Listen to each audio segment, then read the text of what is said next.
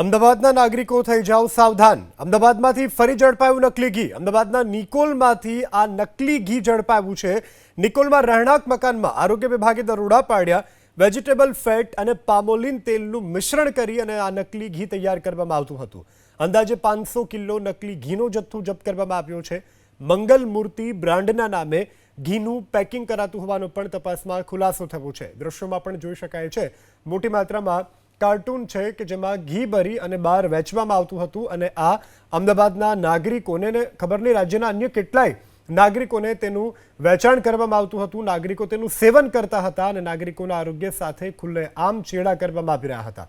નિકોલના રહેણાંક મકાનમાંથી આ ઘીનો મસમોટો જથ્થો ઝડપાયો છે। વેજીટેબલ ફેટ અને પામોલિન તેલનું મિશ્રણ કરી આ નકલી ઘી તૈયાર કરવામાં આવતું હતું। અંદાજે 500 કિલો નકલી ઘીનો જથ્થો સ્થળ પરથી જપ્ત કરવામાં આવ્યો છે। હાલ તમામ જથ્થો જપ્ત કરી અને ફૂડ એન્ડ ડ્રગ વિભાગ દ્વારા આગળની કાર્યવાહી હાથ ધરવામાં આવી છે।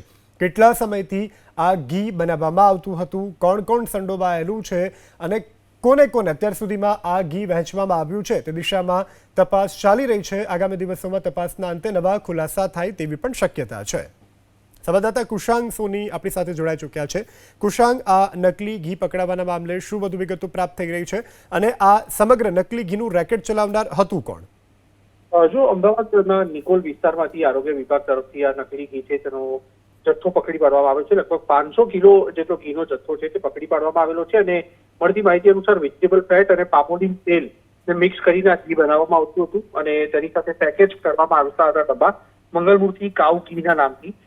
અમદાવાદ મહાનગરપાલિકાએ જે રહેણાંક મકાનમાં આ ઘી છે તે બનાવવામાં આવતું હતું તેને અત્યારે સીઝ કરવાની કામગીરી છે તે હાથ ધરી છે અને તેની સાથે 1,60,000ની કિંમતનો નકલી ઘીનો જથ્થો છે તેને પણ હાલ જપ્ત કરવામાં આવ્યો છે। આ જે જથ્થો છે તેને લેબોરેટરીમાં તપાસ માટે મોકલવામાં આવશે અને તેની સાથે ક્યાં ક્યાં કઈ બજારમાં કઈ દુકાનોમાં આ જથ્થો છે તે વેચવામાં આવતો હતો તેને લઈને પણ માલિક છે તેની પૂછપરછ કરી અને અમદાવાદ મહાનગરપાલિકા થોડાક કલાકોમાં નિર્ણય કરશે કે સમગ્ર મામલે પોલીસ ફરિયાદ કરવી કે કેમ। પરંતુ હાલના તબક્કે નકલી પનીર બાદ નકલી ઘી મળી આવવાની ઘટનાના પગલે આરોગ્ય વિભાગ છે તે હાલ જોવા રહ્યું છે।